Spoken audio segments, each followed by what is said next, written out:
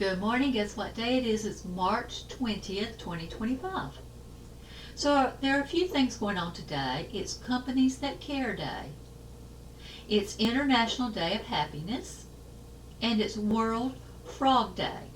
So I'm going to tell you some things about frogs.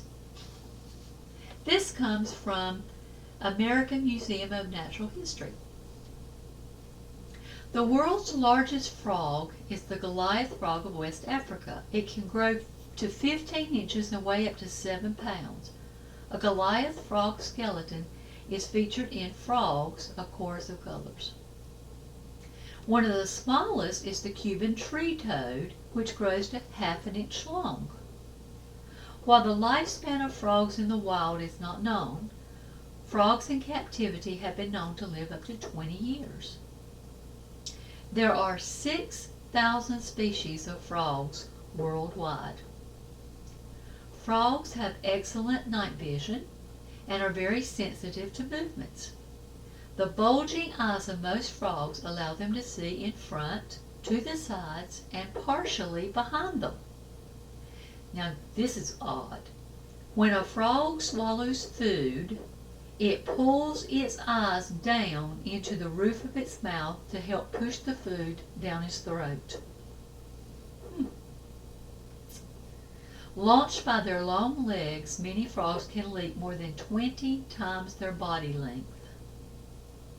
Most poisonous frogs, such as the golden poison frog and dying poison frog, are boldly colored to warn predators of their dangerous toxic skin. There are some colorful frogs that mimic the poison ones, so their colors make them seem like they are toxic. The wood frog can live north of the Arctic Circle, surviving for weeks with 65% of its body frozen.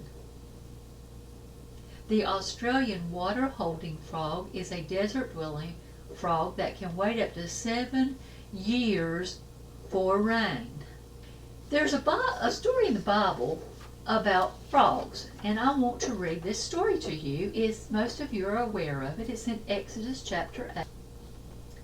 And the Lord spoke to Moses, "Go to Pharaoh and say to him, Thus says the Lord, let my people go, that they may serve me. But if you refuse to let them go, behold, I will smite all your territory with frogs." Then the Lord spoke to Moses, "Say to Aaron, stretch out your hand with your rod over the streams, over the rivers, over the ponds, and cause frogs to come up on the land of Egypt." So Aaron stretched out his hand over the waters of Egypt, and the frogs came up and covered the land of Egypt. And the magicians did so with their enchantments and brought up frogs on the land of Egypt.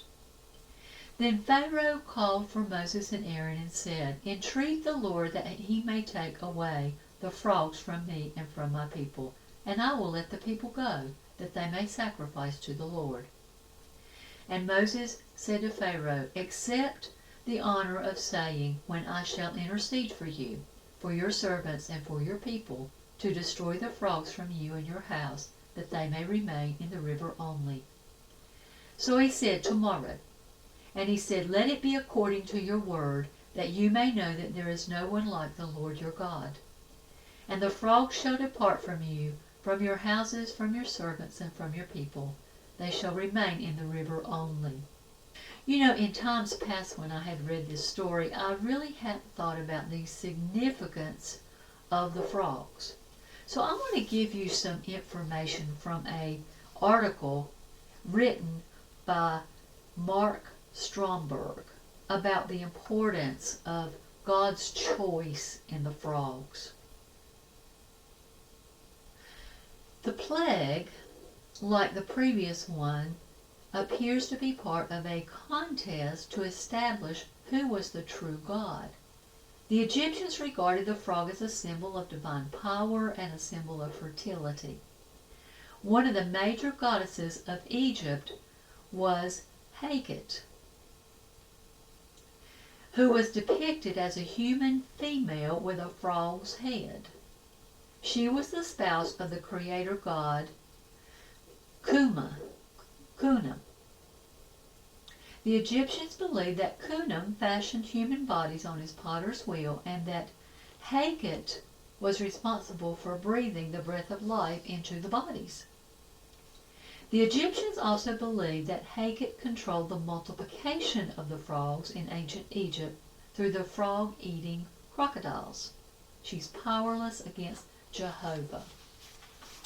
So just think, God is a God of order and of great detail, and He has a purpose for everything in this world, including the frogs.